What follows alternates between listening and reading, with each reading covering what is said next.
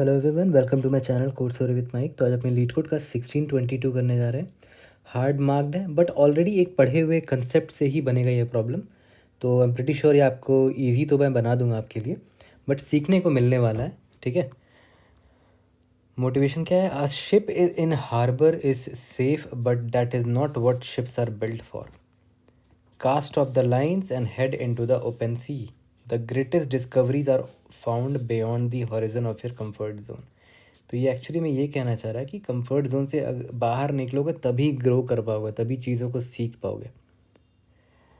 Leet code 1622 fancy sequence. Write an API that generates fancy sequences using append, add all and multiply all operations. Implement the fancy class, जिसमें कौन कौन से method हैं। सबसे पहला है fancy, initialises the object with an empty sequence, खाली sequence बना दिया एक। उसके बाद नेक्स्ट मेथड है वॉइड अपेंड वैल। इसका मतलब क्या हुआ? इस सीक्वेंस में एक इस वैल्यू को बस अपेंड कर देगा, जो भी वैल्यू आया उस सीक्वेंस में इसको ऐसे एंड में लगा देगा ऐसे करके।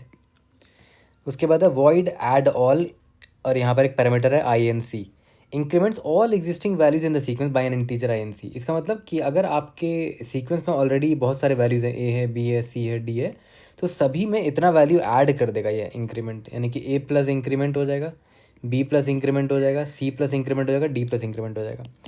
चौथा है मल्टीप्लाई ऑल। ये कुछ नहीं करेगा, जितने भी एग्जिस्टिंग वैल्यू है सब में ये M से मल्टीप्लिकेशन कर देगा, M से मल्टीप्लिकेशन कर देगा हर किसी में।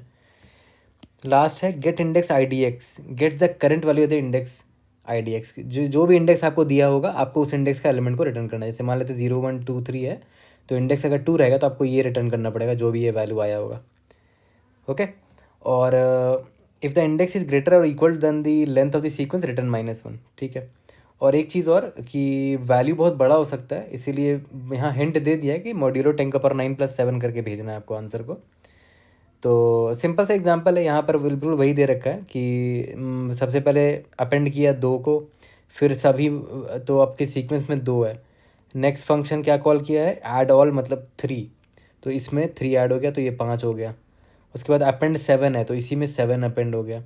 उसके बाद मल्टीप्लाई ऑल 2 है, मतलब सभी में 2 मल्टीप्लाई कर दो तो 5 2 10 हो गया, 7 2 14 हो गया, है ना।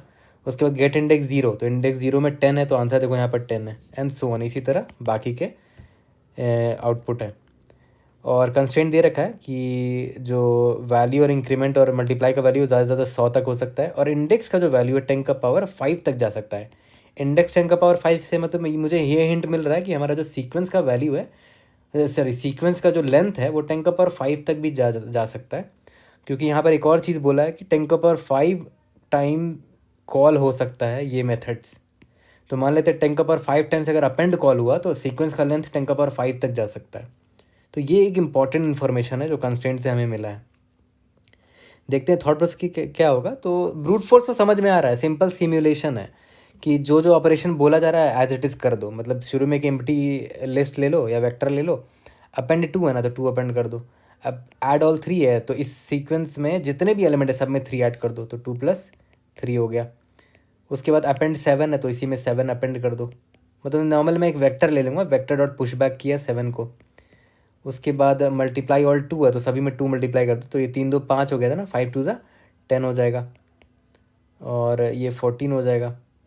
उसके बाद गेट इंडेक्स 0 है तो इंडेक्स 0 पे जो एलिमेंट है वो रिटर्न कर दो। फिर ऐड ऑल 3 तो सभी में जा जाके 3 ऐड करो, इसमें +3 करो, इसमें +3 करो, एंड सो ऑन। तो यहाँ पर एक प्रॉब्लम पता क्या है कि अगर मान लेते हैं ये सीक्वेंस बहुत बड़ा हो गया ना, मान लेते हैं सीक्वेंस में और भी वैल्यू आ गए C D and so on, तो वर्स्ट केस में मान लेते हैं इसका साइज 10⁻5 हो गया, और कितना बार कॉल हो सकता है अपेंड और ये सब जो मेथड्स है 10⁻5 टाइम्स कॉल हो सकता है। तो जितने बार भी कॉल होगा वर्स्ट केस में आप हर बार पूरे अरे को इटरेट मारोगे, पूरे सीक्वेंस को इटरेट मार रहे हो। मान लेते हैं 10⁻5 है ये, और आपको बोला गया है कि ऐड ऑल 3 करना है, तो सब में जाके आप +3 +3 +3 +3 +3 करोगे। ओके। तो और 10⁻5 टाइम्स अगर ऐड ऑल कॉल हुआ तो बार बार आप +3 +3 +3 +3 कर रहे हो, तो 10⁻5 टाइम्स कॉल हो रहा है, और हर बार आप इटरेट कर रहे हो एक सीक्वेंस में जिसका साइज 10⁻5 है। तो देख रहे हो 10⁻10 चला गया ये, विच इज़ ग्रेटर देन 10⁻8। तो ऑब्वियसली टाइम लिमिट एक्सीड आ जाएगा। ये नॉर्मल सिमुलेशन अप्रोच यहाँ काम नहीं करेगा जितना टाइट कंस्ट्रेंट दे रखा है, तो brute force will not work, time limit exceed आ जाएगा। तो गैर ऑब्वियस है, तभी हार्ड मार्क्ड है। कुछ तो ये हमसे बेटर अप्रोच चाह रहा है, वो हम लोग देखते हैं इसका ऑप्टिमल अप्रोच क्या होगा। तो देखो, अगर बहुत सिंपल तरीके से भी सोचूं मैं इस प्रॉब्लम को, तो मैं क्या करता हूँ ना, एक एक सिंपल सा सीक्वेंस ले लेता हूँ। मान लेते हैं मेरा सीक्वेंस में सिर्फ एक एलिमेंट था। क्या मान ले, 5 मान लेता हूँ। अभी मान लेते हैं एक ही एलिमेंट है अभी के लिए, तुम सिंपल एग्जांपल ले रहा हूँ। और मान लेते हैं आपके पास ऑपरेशन आया कि भाई ऐड ऑल करना है, एक मेथड कॉल आया 3। इसका मतलब क्या हुआ, सीक्वेंस में जितने भी एलिमेंट्स हैं सब में 3 ऐड करना है। तो लकीली हमारे पास अभी सिर्फ एक एलिमेंट है, तो 5 + 3 यानी कि कितना हो गया, ये 8 हो गया। तो यही तो प्रॉब्लम था ना, कि आप हर बार सीक्वेंस में जा जाकर अपडेट मार रहे थे, वही तो टाइम ले रहा था।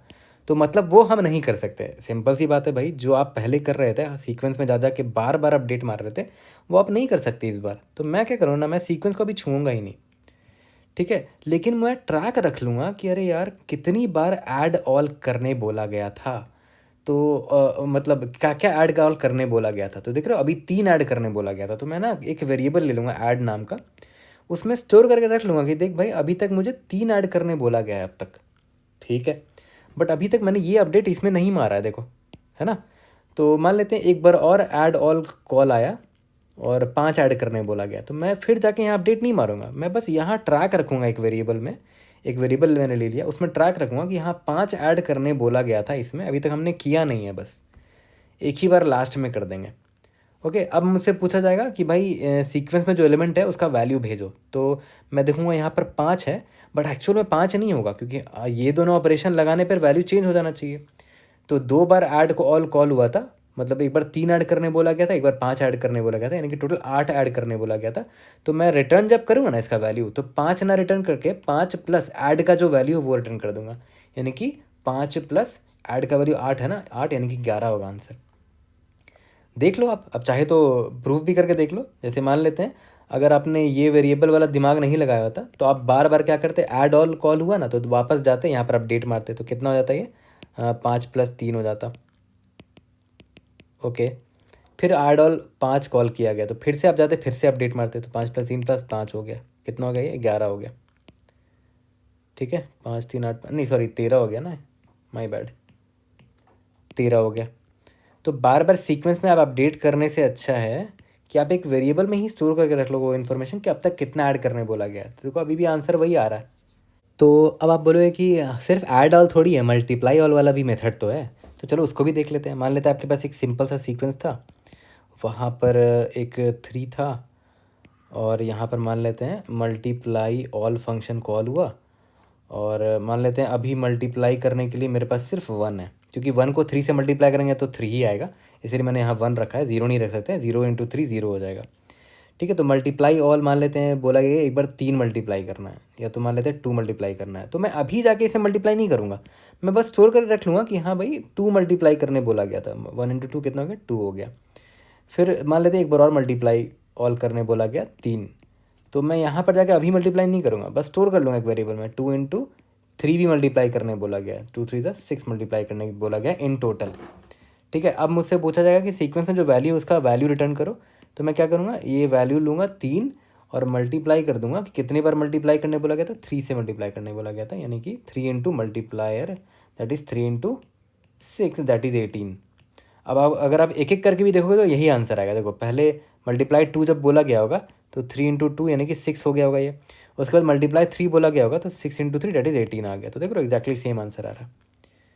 ओके, तो अब एक और ये तो हो गया कि मैंने सिर्फ यहाँ पर ऐड ऑपरेशन लगाया, मैंने यहाँ पर सिर्फ मल्टीप्लाई ऑल ऑपरेशन लगाया। व्हाट इफ़ कि ऐड और मल्टीप्लाई मिक्स होकर पूछा जाए मुझसे कि एक बार मल्टीप्लाई ऑल 3 बोला गया, उससे पहले मान लेते हैं ऐड ऑल 2 बोला गया था, फिर मान लेते हैं ऐड ऑल 3 बोला गया है। तब कैसे करेंगे, तो देख लेते हैं कैसे काम करेगा। तो देखो फिर से वही सिंपल सा एग्जांपल ले लेंगे। मान लेते हैं मेरे पास जो सीक्वेंस था उसमें भी एक ही एलिमेंट है, एक एलिमेंट मैं बस सिंप्लिसिटी के लिए ले रहा हूँ, अभी हम आगे जाके मल्टीपल एलिमेंट वाला भी सीक्वेंस लेंगे। तो मान लेते हैं मेरा जो पहला ऑपरेशन था वो ऐड ऑल डेट इज़ 2 था। तो एक्चुअल में अगर आप सिमुलेशन वाले तरीके से करते तो क्या करते, इसमें जाके आप 5 में जाके +2 ऐड करते। तो इसको मैं नीचे दिखा देता हूँ, 5 था ऑलरेडी, आपने उसमें +2 कर दिया क्योंकि ऑपरेशन ऐड ऑल अभी आपने लगाया है। उसके बाद नेक्स्ट ऑपरेशन देखो क्या हुआ है, मल्टीप्लाई ऑल 3 हुआ है। तो नोटिस करो मल्टीप्लाई ऑल 3 जो हुआ है, मतलब 3 को आप मल्टीप्लाई इस 5 में थोड़ी करोगे। 5 तो अब चेंज हो चुका है ना, 5 अब 5+2 बन चुका है क्योंकि ऐड ऑल ऑपरेशन कॉल हुआ था उससे पहले। तो अब 3 इसमें मल्टीप्लाई होगा, ये समझे। और इसको अगर मैं खोल दूँ थोड़ा तो 3 × 5 हो जाएगा, मतलब सॉरी ये 5 इससे 3 से मल्टीप्लाई होगा तो 5 × 3 प्लस ये 2 इस 3 से मल्टीप्लाई होगा तो 2 × 3। मैंने बस कुछ नहीं किया, इसको खोल दिया। अब यहाँ पर नोटिस करो, ये जो 5 है ये तो मेरा ओरिजिनल नंबर था जो ये था, उसमें ये 3 जो मल्टीप्लायर है वो मल्टीप्लाई हुआ। और जो ऐड हमने प्रीवियस टाइम किया था ना, याद है, ये जो ऐड ऑल के वक्त कॉल हुआ था 2 था ना, ये वो वाला 2 है। उसमें भी देखो मल्टीप्लायर को हमने मल्टीप्लाई किया है और ये जाके फिर ऐड हुआ है इसमें। ओके, तो इसको अगर मैं देखूं तो कुछ कुछ ऐसा दिख रहा है। ये देखो 5 मेरा ओरिजिनल नंबर है मल्टीप्लाइड बाई जो मेरा मल्टीप्लायर है अभी करेंटली। मल्टीप्लायर क्या है, ये 3 है क्योंकि 3 से मल्टीप्लाई करने बोला गया था। प्लस 2 मेरा याद है क्या है कि अब तक जितना मुझे ऐड करने बोला गया था ये 2 वो है ऐड ऑल। तो ऐड ऑल में देखो अभी तक मेरा 2 था वैल्यू, उसमें भी सेम मल्टीप्लायर को हमने मल्टीप्लाई कर दिया। ओके, तो अब ऑब्वियस ही बात है, मैंने आपको बताया कि एक एक हर एक ऑपरेशन के लिए आप बार बार सीक्वेंस में आके अपडेट तो नहीं कर सकते। तो मैंने क्या बताया था आपको कि ऐड नाम का एक वेरिएबल ले लूँगा, 0 है स्टार्टिंग में, और मल्टीप्लायर नाम का एक वेरिएबल ले लूँगा, इसका वैल्यू 1 रखते हैं स्टार्टिंग में। मल्टीप्लायर में 1 क्यों रख रहे हैं, क्योंकि अगर मान लेते हैं मेरा स्टार्टिंग सीक्वेंस यही था और मुझे अभी ही पूछ दिया बिना किसी ऑपरेशन लगाए, अगर अभी ही पूछ देगा कि भाई इसकी वैल्यू क्या है, तो मैं क्या करूँगा, मैं बताऊँगा इसमें इतना ऑपरेशन ऐड, इसमें ऐड इतना हुआ है तो 5 + 0 दैट इज़ 5, और मल्टीप्लाई 1 हुआ तो 5 × 1 दैट इज़ 5, तो 5 का 5 ही रहेगा। इसीलिए मल्टीप्लायर में हमने 1 लिया है और ऐड में 0 लिया है। चलो ठीक है, अब देखो अगर ये 2 ऑपरेशन लगाया जा रहा है, पहले ऐड ऑल जब लगाया गया तो मैं इसमें जाके ऐड ऑल नहीं करूँगा क्योंकि उसी से तो हमें बचना है ना। मैं लास्ट में एक ही बार अप्लाई करना चाहता हूँ सारे ऑपरेशन को। तो मैंने क्या किया, इस ऐड में +2 कर दिया तो 2 आ गया वैल्यू। ओके, उसके बाद देखो मल्टीप्लाई ऑल जब 3 आया ना, तो मल्टीप्लायर में तो 3 मैंने मल्टीप्लाई कर दिया, मतलब ये 3 हो चुका है, चलो ठीक है। लेकिन ऐड में भी मुझे 3 मल्टीप्लाई कर देना चाहिए क्योंकि जस्ट अभी हमने ये रियलाइज़ किया कि जो मल्टीप्लायर होता है वो प्रीवियस के ऐड वैल्यू में भी देखो मल्टीप्लाई हो रहा है। ऑब्वियसली बात है क्योंकि 5 अब 5 नहीं रहा, अब ये 5 + 2 बन चुका है तो 3 इस 2 में भी मल्टीप्लाई होगा। तो देखो इसलिए मैंने क्या किया, मल्टीप्लायर को इस ऐड में भी मल्टीप्लाई किया है। तो ये चीज़ आपको ध्यान रखना पड़ेगा। यहाँ तक क्लियर हो गया। एक काम करते हैं, इसका आंसर देख लेते हैं, आंसर क्या आएगा। 5 × 3 + 2 × 3 कितना हो गया, 15 + 6 21 आ गया। यहाँ देखते हैं 21 आता है कि नहीं। तो देखो यहाँ पर अभी मान लेते हैं अभी ये ऐड ऑल अभी मान लेते हैं कॉल नहीं हुआ है। मान लेते हैं अगर आपसे पूछ दिया gate index value of index 0 में जो भी वैल्यू उसका वैल्यू बताओ, तो अभी तो यहाँ पर मुझे 5 ही दिख रहा है, बट उसमें इतने सारे ऑपरेशन हो चुके हैं तो वो मैं कैसे निकालूंगा, वो देखो ध्यान दो। 5 मैंने अभी यहाँ पर फॉर्मूला एक डिराइव किया था, जो ओरिजिनल नंबर है वो तो 5 है, इनटू मल्टीप्लायर का जो भी वैल्यू है, मल्टीप्लायर का क्या वैल्यू है 3 है, प्लस जो भी ऐड वैल्यू हो रखा था उसमें मल्टीप्लायर का जो वैल्यू था, इन दोनों का जो रिजल्टेंट वैल्यू आया था वो ऑलरेडी हमने यहाँ पर स्टोर कर रखा है। याद करो, ये ऐड वाला वैल्यू था जो ऐड ऑल के वक्त 2 आया था, और अभी मल्टीप्लायर की वजह से यहाँ पर 3 मैंने मल्टीप्लाई किया, तो ये ऐड इंटू मल्टीप्लायर ही तो है, ऐड इंटू मल्टीप्लायर। तो डायरेक्टली मैं इसको ऐड कर दूंगा, जो भी ऐड का वैल्यू है यहाँ पर, ऐड का जो भी वैल्यू है। तो 5 इंटू यहाँ 3 की जगह मैं मल्टीप्लायर लिख देता हूँ ताकि एक फार्मूला दिखे आपको, ये प्रॉपर ये फार्मूला है आपका। 5 × 3 प्लस ऐड में देखो 2 × 3 स्टोर्ड था, तो या तो 2 × 3 लिखो या तो 2 × 3 = 6 हो गया। 5 × 3 = 15 + 6 दैट इज़ 21। तो देख रहे हो एग्जैक्ट सेम आंसर आया। यहाँ से समझ में आ गया। तो ये सबसे इंपॉर्टेंट पार्ट यहाँ पर यही समझने वाला था कि जब मल्टीप्लायर आता है ना, जब मल्टीप्लायर आता है तो प्रीवियसली आपका ऐड में भी जो वैल्यू उसमें भी आपको उस मल्टीप्लायर को ऐड करना पड़ेगा, क्योंकि ऑब्वियस सी बात है वो ऐड वाला वैल्यू ओरिजिनल नंबर में ऐड हो चुका है तो उस पर भी तो इस 3 मल्टीप्लाई होने वाला है। यहाँ से समझ आ गया। तो ये सबसे इंपॉर्टेंट पार्ट था। तो और हमने एक बड़ा सिंपल सा यहाँ पर फॉर्मूला भी डिराइव कर लिया कि for any given number x in my sequence, उसमें मान लेते हैं ऐड कुछ लगाया गया था, मान लेते हैं ऐड लगाया गया था a टाइम्स, कुछ नंबर ऐड किया गया था a और मल्टीप्लाई किया गया था b। तो फाइनल जो नंबर होगा x डैश मान लो, वो क्या निकल कर आएगा, original number multiplied by multiply का जो भी वैल्यू है प्लस ऐड का जो भी वैल्यू है। ये तो हमने अभी यही तो डिराइव किया यहाँ पर। ओके, सिंपल सा मैथ्स है, थोड़ा सा पॉज करके सोचोगे तो आपको समझ में आ जाएगा कि एक्चुअली में हो क्या रहा है। नॉर्मल मैथ्स लगाया मैंने यहाँ पर। तो देखो, अब एक और एग्जांपल ले लेता हूँ। जैसे मान लेते हैं वही सिंपल सा सीक्वेंस है मेरा जिसमें सिर्फ एक एलिमेंट है, दैट इज़ 5। ब्रूट फोर्स तरीका भी देखेंगे और ऑप्टिमल जो अभी मैंने जस्ट ऊपर आपको समझाया वो। तो आपने नोटिस किया होगा ऑप्टिमल में पता है मैं क्या कर रहा हूँ। जैसे मान लेते हैं यहाँ पर क्या था, ऐड ऑल और मल्टीप्लाई ऑल कॉल हुआ था ना। मैं थोड़ा सा डिफरेंट एग्जांपल ले लेता हूँ। मान लेते हैं इस बार मुझे बोला गया है कि पहले मल्टीप्लाई ऑल करो, सभी में 3 मल्टीप्लाई कर दो, उसके बाद ऐड ऑल कर दो, सभी में 2 ऐड करना है, ठीक है। तो ब्रूट फोर्स वाले में क्या होता था कि पहले ऑपरेशन जो भी है मल्टीप्लाई ऑल आया तो मैं सीक्वेंस में जाऊंगा और उसमें अपडेट उसी वक्त मार दूंगा। तो 5 मल्टीप्लाइड बाई 3 दैट इज़ 15 हो चुका है मेरा अभी सीक्वेंस। तो माई सीक्वेंस इज़ करेंटली 15। उसके बाद जब दोबारा आया ऐड ऑल 2 तो मैं सीक्वेंस में दोबारा जाऊंगा और उसमें 15 प्लस 2 कर दूंगा, दैट इज़ अब मेरा सीक्वेंस क्या है 17 है। तो मेरा फाइनल आंसर 17 है। तो ये हुआ हर ऑपरेशन के लिए आप बार बार मैं सीक्वेंस में जाकर अपडेट मार रहा हूँ।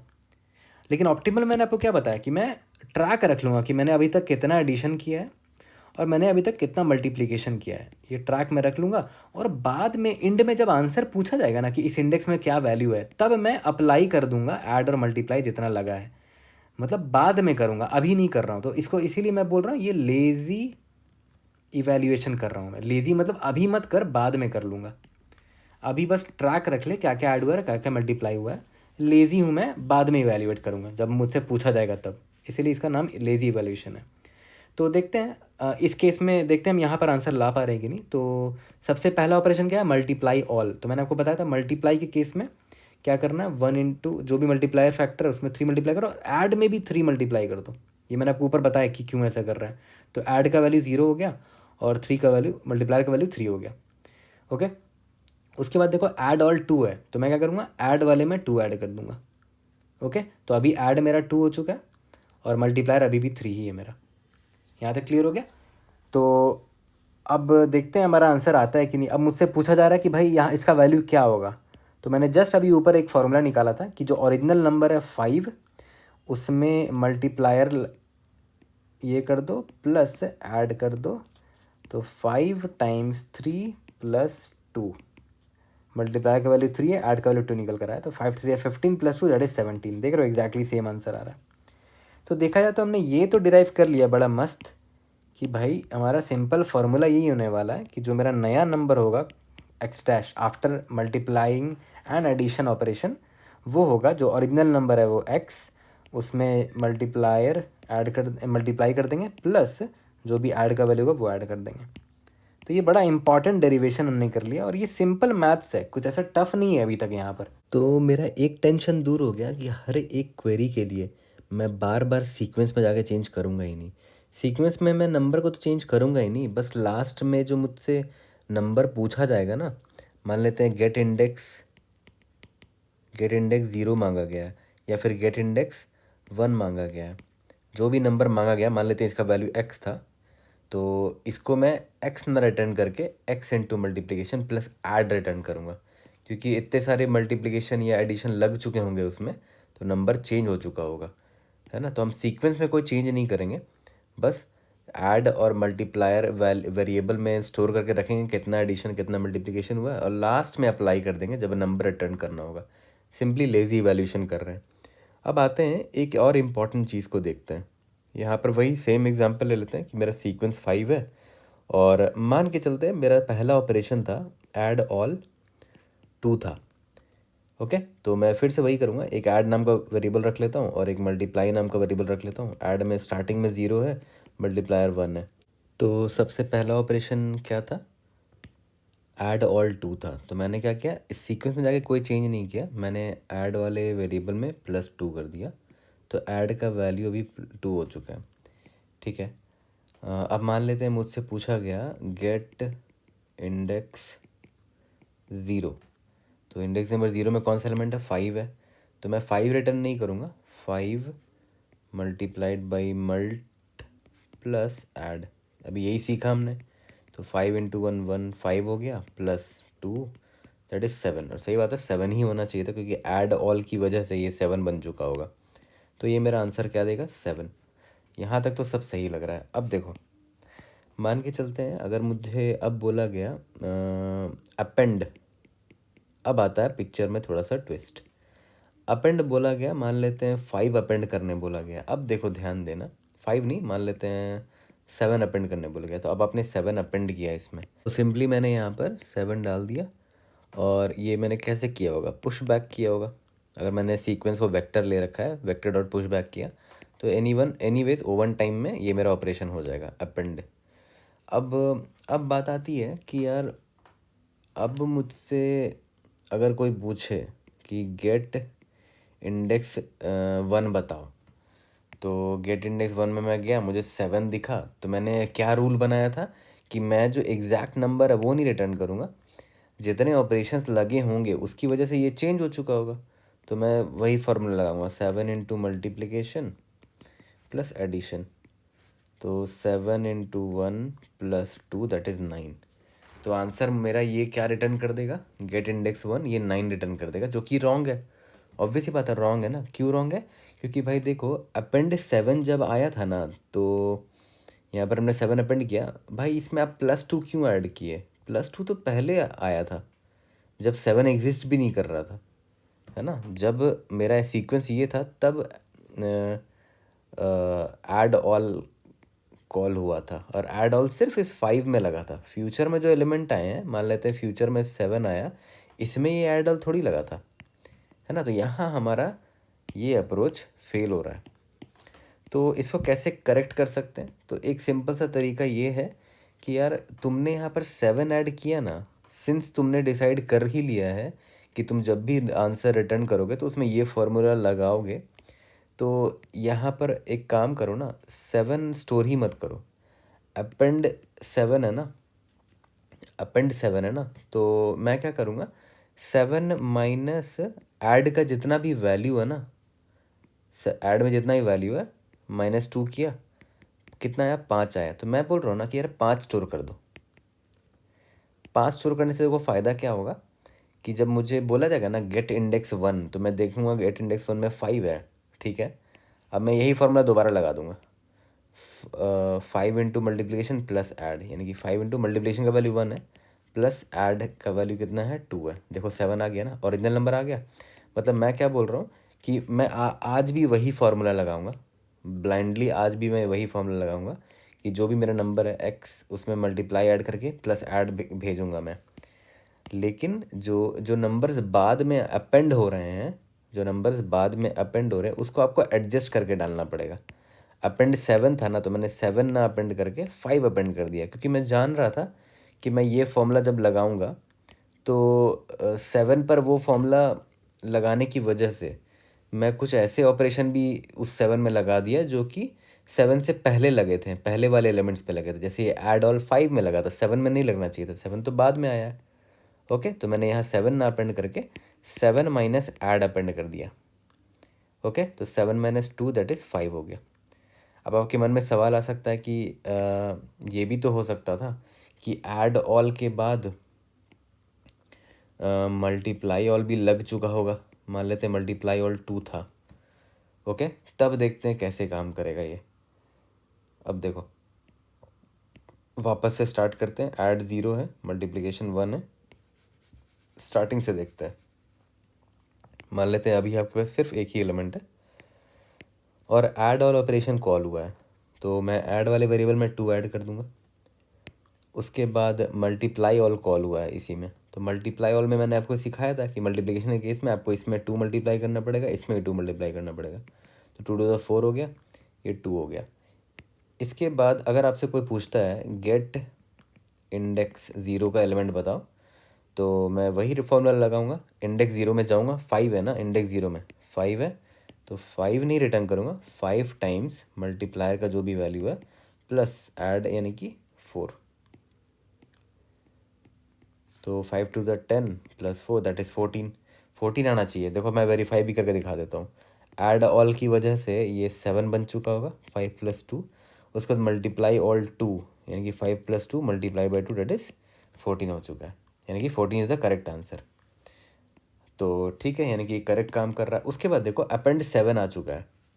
ओके, तो मैंने आपको सिखाया थोड़ी देर पहले कि 7 अगर आपने यहाँ पर अपेंड कर दोगे और फ्यूचर में मैं आपको बोलूँगा गेट इंडेक्स 1 करो, तो आप क्या रिटर्न करोगे, 7 इंटू मल्टीप्लायर का वैल्यू कितना है 2 है, प्लस ऐड का वैल्यू कितना है 4 है, 18 रिटर्न कर दो, जो कि रॉन्ग है। 18 नहीं होना चाहिए था, क्योंकि देखो ऐड और मल्टीप्लिकेशन जो लगा है वो 7 से प्रीवियस वाले नंबर्स पे लगा, यानी कि 5 पर लगा था, इस 7 पे नहीं लगना चाहिए।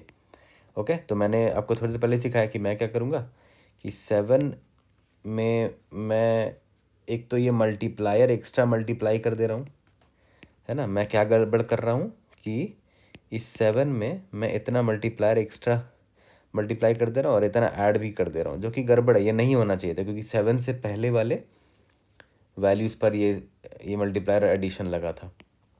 तो मैं क्या करूँगा कि सबसे पहले 7 में से ये ऐड हटाने के लिए यहाँ पर माइनस ऐड कर दूँगा।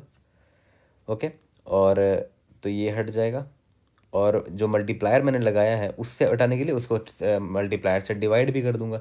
तो होगा क्या, देखो ये कट गया, उसके बाद मल्टीप्लायर से डिवाइड भी कर दो, तो ये देख कट गया। ओके, तो मैं क्या बोल रहा हूँ कि आप ये स्टोर ना करके 7 स्टोर ना करके 7 माइनस ऐड करो पहले, तो कितना हो जाएगा 7 माइनस 4 दैट इज़ 3, और कुछ मल्टीप्लायर भी बेकार का लग जा रहा है, मल्टीप्लायर की वैल्यू 2 है ना, तो 3/2 स्टोर कर दो, 7 minus add divided by multiplier store कर दो। ओके, तो देखो क्या हो जाएगा 7 माइनस 4 डिवाइडेड बाई मल्टीप्लायर की वैल्यू 2 है, दैट इज़ 3/2। तो यहाँ पर 7 ना स्टोर करके मैं 3/2 स्टोर करूँगा। देखो अब देखो फ़ायदा क्या होगा मुझे, 3/2 मैंने स्टोर कर लिया। अब मुझसे इंडेक्स 1 का एलिमेंट पूछा जाएगा ना, तो मैं देखूंगा कि अच्छा यहाँ पर 3/2 है ना, तो मैं 3/2 निकालूंगा, फिर उसमें सेम फॉर्मूला लगा दूंगा, जो भी नंबर मिला मल्टीप्लायर प्लस ऐड कर दो।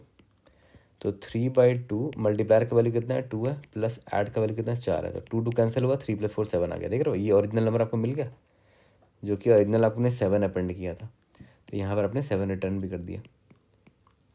यहाँ तक क्लियर हो गया। तो इसका मतलब क्या हुआ कि हमें यहाँ पर एक इंपॉर्टेंट पीस ऑफ इन्फॉर्मेशन मिला कि जब अपेंड करने की बारी आएगी ना, तो मान लेते हैं मुझसे बोला गया है अपेंड एक्स नाम का एक नंबर को अपेंड करो, या फिर ए नाम का एक नंबर को अपेंड करो, कुछ भी नंबर है मान लेते हैं जेड नाम का कोई नंबर था, इसको आपको अपेंड करना है अपने सीक्वेंस में, तो जेड को ही मत अपेंड करो।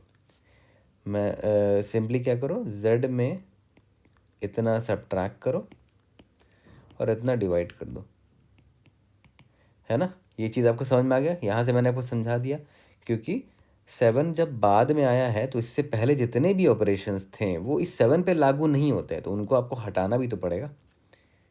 यहाँ तक क्लियर हो गया। तो हम 7 ना अपेंड करके 7 minus add divide by multiplier करके अपेंड करेंगे उसको, ताकि फ्यूचर में जब मैं 7 को एक्सेस करूँ, उस इंडेक्स में जो एलिमेंट है उसको एक्सेस करूँ, उस पर ये फॉर्मूला लगाऊँ, तो मुझे वापस 7 मिल जाए। ओके, इस तरह के ट्रिक्स बहुत सारे प्रॉब्लम्स में लगाए जा चुके हैं पास्ट में। ओके, तो यहाँ पर भी हमने एग्जैक्टली वैसे ही कुछ लगाया है और दिखाया, तो मैथ्स ही चल रहा है अभी तक। और अपेंड का हमने ये फॉर्मूला क्यों निकाल लिया, ताकि मैं अभी भी जब भी मुझसे गेट इंडेक्स किसी इंडेक्स का एलिमेंट पूछा जाए, तो मैं अभी भी यही फार्मूला लगा पाऊँ, है ना। ये एग्जांपल से आपको अच्छे समझ में आ गया होगा, ये एग्जांपल दोबारा से देख लो अगर आपको कन्फ्यूजन हो रहा है तो। सिंपल सा मैथ्स लगाया मैंने। तो अब देखा जाए तो इन फंक्शन को लिखने के लिए अब मैं रेडी हो चुका हूँ, हमने अपना सबसे टफ काम ऑलरेडी कर लिया है। अपेंडेक्स में मैंने सिंपल क्या डिसाइड किया, मैं सिंपली क्या करूँगा, अपेंडेक्स में जो भी नंबर को मुझे अपेंड करना है, तो मैं सिंपली ये एक्स अपेंड नहीं करूँगा। मैं क्या करूँगा, सबसे पहले एक्स में माइनस ऐड कर दूँगा, क्योंकि जितने ऑपरेशंस ऐड अभी लगे होंगे इस एक्स के आने से पहले, वो मैं नहीं चाहता इस पे अप्लाई हो, तो एक्स माइनस ऐड मैंने पहले ही कर दिया। उसके बाद डिवाइड कर दिया जो भी मल्टीप्लाई का वैल्यू चल रहा होगा, add is equal to 0, multiplier is equal to 1 से इनिशियलाइज कर लेंगे पहले ही। तो अपेंड वाला तो मेरा हो गया। अब मैं ऐड ऑल में आता हूँ, तो ऐड ऑल में मैंने आपको क्या बोला था कि मैं सीक्वेंस में जाके सभी में ये इंक्रीमेंट वैल्यू ऐड नहीं करूँगा, मैं बस ऐड वेरिएबल में इसका ट्रैक रख लूँगा।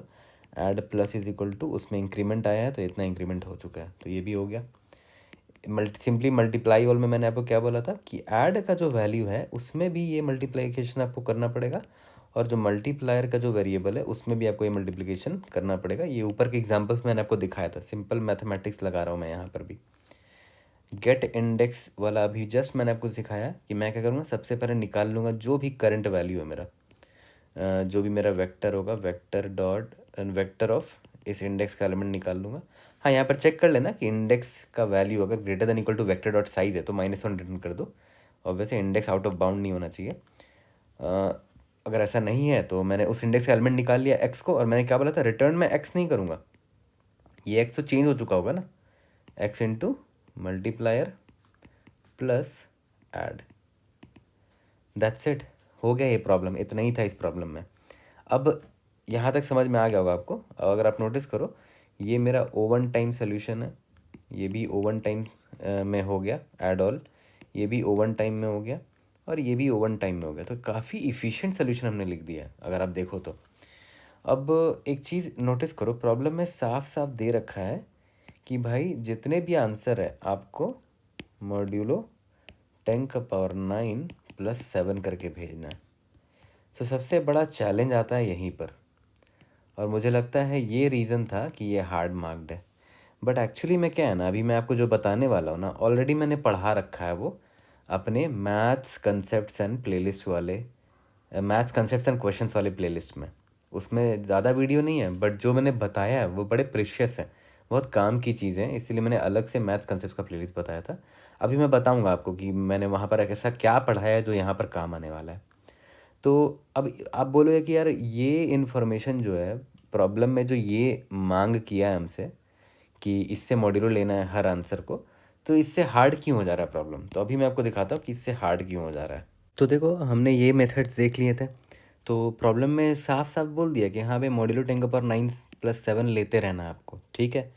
तो एक काम करते हैं, मान लेते हैं ऐड ऑल वाले में, आपको याद होगा मैंने आपको बताया था कि सिंपली जो ऐड वाला वेरिएबल है उसमें बस मुझे कुछ नहीं करना था, जो भी इंक्रीमेंट का वैल्यू वो ऐड करना था। तो मैं क्या करूँगा, मॉड्यूलो एम कर दूंगा, मॉड्यूलो एम का वैल्यू मैं ले लूँगा 10⁻9 + 7। तो ये तो सिंपल है, this is done. Similarly multiplication वाले में मैंने आपको बताया था कि मल्टीप्लायर में भी मल्टीप्लायर मल्टीप्लाइड बाई एम होगा, और ऐड वाला जो वेरिएबल है उसमें भी ऐड मल्टीप्लायर एम होगा, ओके। लेकिन हमने क्या बोला कि मॉड्यूलो लेना है हर बार, तो यहाँ पर ही मॉड्यूलो एम ले लिया, यहाँ पर ही मॉड्यूलो एम ले लिया, एज सिंपल एज दैट। ये भी हो गया, तो क्या टफ है यार, सब तो सिंपल ही लग रहा है। यहाँ पर भी देख लेते हैं, गेट इंडेक्स IDX में हम क्या करते थे कि पहले x निकाल लेते थे, जो मेरा सीक्वेंस है उस इंडेक्स में वैल्यू था ये, हमें रिटर्न क्या करना है, x multiplied by mult plus addition, okay. बस मुझे क्या करना है, लास्ट में मॉड्यूलो कर देना है, दैट्स इट। तो इसमें टफ क्या है, क्यों हार्ड मार्क किया गया इसको, थोड़ा रुको, अभी अभी अपेंड में आते हैं ना। अपेंड में देखो हम लोग क्या कर रहे थे, अपेंड में हम क्या करते थे कि जो भी वैल्यू मुझे अपेंड करना है, मान लेते हैं एक्स अपेंड करना है, तो एक्स में मैं माइनस करता था ऐड वाले वेरिएबल को, और डिवाइड करता था जो भी मेरा मल्ट वाला वेरिएबल है, ओके। इसको डिवाइड को आप ऐसे भी तो लिख सकते हो ना, मल्टीप्लाइड बाई 1/मल्ट, ओके। यहाँ तक तो सब समझ में आ रहा है। तो अगर मॉड्यूलो लगाना ही है तो मॉड्यूलो चलो इसमें तो लगा सकता हूँ मैं। तो देखो मैं क्या करूँगा, इसको मैं थोड़ा सा ऐसे शिफ्ट कर देता हूँ। देखो यहाँ पर क्या करेंगे, x माइनस ऐड है ना, तो सब्ट्रैक्शन में मॉड्यूलो का प्रॉपर्टी क्या होता है, x माइनस ऐड। इसमें आप मॉड्यूलो m कर सकते हो, लेकिन ये सब्ट्रैक्शन है ना, तो नेगेटिव वैल्यू से बचने के लिए हम क्या करेंगे, x minus add modulo m तो कर देंगे, लेकिन यहाँ पर प्लस m भी कर देना, और ये बस इसलिए किया जाता है, प्लस m भी यहाँ कर देना, और ये बस इसलिए किया जाता है ताकि ये जो है x minus add modulo m ये नेगेटिव वैल्यू ना आ जाए, तो पॉजिटिव बनाने के लिए प्लस m कर देते हैं। तो ये प्रॉपर्टी मैं यहाँ लिख देता हूँ कि एक तो सिंपल प्रॉपर्टी आप सभी को पता होगा, a plus B modulo m क्या होता है, a modulo m plus b modulo m modulo m। Similarly a minus B में क्या होता है, modulo m is equal to a modulo m minus b modulo m, यहाँ पर एक प्लस m कर देते हैं, और ये बस इसलिए किया जाता है टू अवॉइड नेगेटिव रिमाइंडर्स, क्योंकि मॉड्यूलो m से क्या होता है, मॉड्यूलो से क्या होता है, रिमाइंडर ही तो मिलता है, तो रिमाइंडर नेगेटिव ना आए इसीलिए प्लस एम करते रहे, अवॉइड नेगेटिव रिमाइंडर। चलो यहाँ तो समझ में आ गया। भाई यहाँ मॉड्यूलो कैसे लगाओगे, ये तो 1/मल्टीप्लिकेशन है, ऐसा कोई रूल नहीं होता कि भाई अगर a/b है और आपको मॉड्यूलो m लगाना है तो आप ये नहीं कर सकते a modulo m by b modulo m, ना, ये अलाउड नहीं है, ऐसा कोई रूल ही नहीं है। ठीक है, तो इसके लिए मैंने ऑलरेडी आप सभी लोगों को एक मस्त सा चीज़ पढ़ा रखा है कि भाई ये जो है डिवीज़न, इसमें मॉड्यूलो निकालते कैसे हैं। मैं ऑलरेडी पढ़ा रखा है ये चीज़ आपको, मैथ्स कंसेप्ट्स के प्लेलिस्ट में जाओगे तो मैंने आपको पढ़ाया था इस वाले वीडियो में, वीडियो नंबर 4 में, फॉर्मेट्स लिटिल थ्योरम। और जो कॉम्पिटिटिव प्रोग्रामिंग करते हैं उनको बहुत ज़्यादा यूज़ आता होगा ये। ओके, और फॉर्मेट्स लिटिल थ्योरम का सिंपल सा ये फंडा था। मैं पूरा डिटेल में तो नहीं बताऊंगा, इस वीडियो में चले जाना, सिर्फ 22 मिनट की वीडियो है और आपको बहुत चीज़ आपको समझ में आ जाएगा इस वीडियो से। ये सिंपल सा ये बोलता है कि बहुत लोग जो कॉम्पिटिटिव प्रोग्रामिंग करते हैं ना, उनको पता होगा कि हम नॉर्मल डिवीजन नहीं, मतलब we can not do normal division under modulo. मतलब a/b है ना, तो मॉड्यूलो m आप ऐसे नॉर्मली नहीं कर सकते, ये गड़बड़ हो जाएगा। तो a/b मॉड्यूलो m को आप निकालने के लिए पता है क्या कर सकते हो, फॉर्मेट लिटिल थ्योरम ने बता दिया था सिंपली कि a/b है ना, तो इसको a को रहने दो, a/b को a/1/b भी लिख सकते हो, है ना। और 1/b को b का पावर -1 ऐसे इन्वर्स, मतलब देखा है तो 1/b क्या है, इन्वर्स ऑफ b है। तो आप इसको ऐसे लिख सकते हो, a/1 मॉड्यूलो m को फॉर्मेट लिटिल थ्योरम की मदद से ऐसे लिख सकते हो, a/b का पावर m-2, फिर मॉड्यूलो m कर दो। ओके, तो हम क्या करेंगे, b का पावर m-2 क्या है, मतलब देखा है तो a का पावर, मतलब ये कुछ नहीं, पावर ही तो निकाल रहे हैं, तो फंक्शन यूज़ कर लेंगे यहाँ पर, a पावर b का पावर m-2 मॉड्यूलो m कर दिया हमने। यहाँ तक समझ में आ गया। ये हमने ऑलरेडी पढ़ा रखा है आप सभी को। और हाँ, पावर अगर निकालना हो इफ़िशियंटली, क्योंकि हो सकता है ये b बहुत बड़ा वैल्यू हो, m-2 तो है ही ऑलरेडी बड़ा वैल्यू, अगर आपको इतने बड़े बड़े वैल्यूज़ का पावर निकालना है इफ़िशियंटली, वो भी मैंने अपने मैथ्स कंसेप्ट के प्लेलिस्ट में पढ़ा रखा है, यूजिंग बाइनरी एक्सपोनेंशिएशन, या तो इसको फास्ट एक्सपोनेंशिएशन भी कहते हैं। तो यही वाला कोड मैं सिंपली यूज़ कर लूँगा पावर निकालने के लिए भी। और फॉर्मेट लिटिल थ्योरम का फॉर्मूला तो मैंने यहाँ यूज़ कर ही दिया है, पावर ऑफ b का पावर -2। ठीक है, तो यही दो कोड मैं एज इट इज़ यूज़ करूँगा, इसलिए रिक्वेस्ट है ये दोनों वीडियो देख लो, उसके बाद ही आप मेरा कोड देखना, तभी आपको समझ में आएगा, वरना ऐसे ऊपर से चला जाएगा। ओके, तो यहाँ पर मैं सिंपली क्या करने वाला हूँ, फॉर्मेट लिटिल थ्योरम लगाने वाला हूँ अपने इसको सॉल्व करने के लिए, इस प्रॉब्लम को सॉल्व करने के लिए, क्योंकि ये तो अब मैं नहीं निकाल पाऊंगा ना इसका मॉड्यूलो, डिवीजन में मॉड्यूलो ऐसे काम नहीं करता। तो देखो मैं क्या करूँगा, मल्टीप्लायर है, ये क्या है, 1/मल्टीप्लायर है ना, तो मॉड्यूलो m यही तो निकालना है, बट ये आप इसको आप ऐसे नहीं निकाल सकते हैं, गलत आ जाएगा। तो अब मैं क्या करूँगा, 1/मल्टीप्लायर को ऐसे हटा रहा हूँ, मैं क्या करूँगा, सिंपली यहाँ पर power of format little theorem लगा रहा हूँ, मल्टीप्लायर का जो वैल्यू था कॉमा m-2 कर दिया मैंने। यही तो बताया था मैंने यहाँ पर, ये रहा, थोड़ी देर पहले यही तो बताया था, ये रहा 1/b मॉड्यूलो m है ना, तो 1/b मॉड्यूलो m को मैंने ये कर दिया बस। यहाँ पर देखो वही तो किया है, यहाँ पर मॉड्यूलो m कर दो, बस यही था इस प्रॉब्लम का हार्ड पार्ट एक्चुअली में।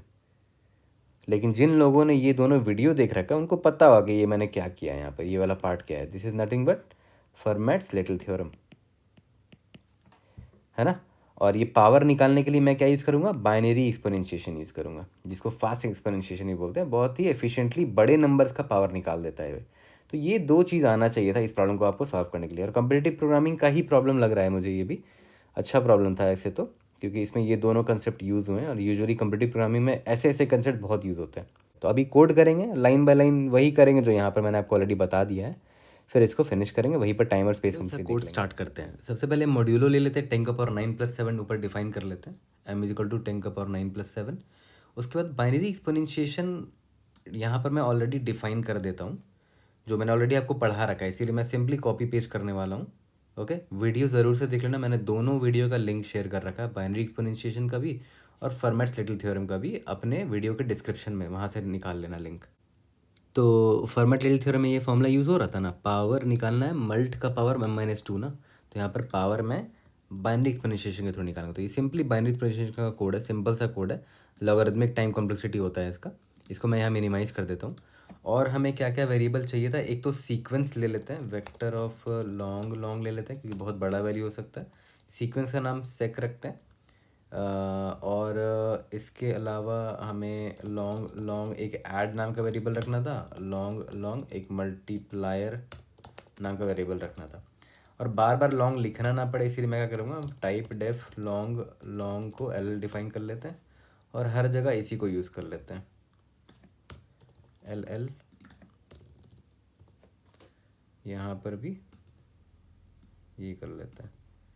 ओके, अब सबसे पहले आते हैं अपने अपेंड फंक्शन में। तो अपेंड फंक्शन क्या बोलता था कि सिंपली जो मेरा वैल्यू है ये वैल, इसको मुझे अपेंड करना, मैं डायरेक्टली इसको अपेंड नहीं कर सकता। मैं इसको पहले निकालूंगा long long x is equal to val minus add, val minus add निकाला, इसका मॉड्यूलो m कर दिया और प्लस m किया, जो मैंने आपको बताया था क्यों ऐसा कर रहे हैं, multiplied by power of mult comma m minus two modulo m। ये क्या मैंने लगाया, फर्मेट लिटिल थ्योरम लगा दिया। ऐड ऑल में सिंपली था, add is equal to add plus increment, last में मॉड्यूलो m कर दिया। मल्टीप्लायर में सेम लाइन यहाँ पर होगा, ऐड इज इक्वल टू, और मल्टीप्लाई ऑल में ऐड में भी चेंज आएगा और मल्टीप्लाई में भी चेंज आएगा। Multiplier is equal to multiplier into M modulo M, यहाँ पर भी सेम चीज़, ऐड में भी ये मल्टीप्लाई होगा मॉड्यूलो एम। ओके, और लास्ट में क्या था, इंडेक्स का वैल्यू चाहिए। अगर इंडेक्स का value greater than equal to seq dot size है तो रिटर्न -1 कर दो, और अगर ऐसा नहीं है तो चलो इसका वैल्यू निकालते हैं। सबसे पहले इसका जो भी वैल्यू रहेगा मैं रिटर्न क्या करूँगा, सीक्वेंस ऑफ आईडीज, डायरेक्टली ये रिटर्न नहीं करूँगा, इसमें मल्टीप्लाई करूँगा ये प्लस ऐड भी करूँगा। ये करना मत भूलना, है ना, क्योंकि हमने यही रूल बनाया था अपने लिए, मॉड्यूलो m करना भी मत भूलना। अच्छा माय बैड, यहाँ पर मैंने ये लाइन मिस कर दिया था, मुझे यहाँ पर पुश बैक करना है इस x को। सबमिट करके देखते हैं, we should be able to pass all the test cases, indeed we have. और मैंने आपको टाइम कॉम्प्लेक्सिटी सबका बता दिया था, ये ओवन टाइम में हो गया, ये भी ओवन टाइम में हो गया, ये भी ओवन टाइम में हो गया। अपेंड में देखो हम पावर फंक्शन कॉल कर रहे हैं, और पावर का जो टाइम कॉम्प्लेक्सिटी होता है बाइनरी एक्सपोनेंशिएशन का, जैसे a का पावर b निकालना है तो time complexity logarithmic of b होगा। तो यहाँ पर मल्टीप्लायर का पावर m-2 है ना, तो log ऑफ m-2 हो जाएगा time complexity, which is fine. तो I hope I was able to help, see you in the next video, thank you.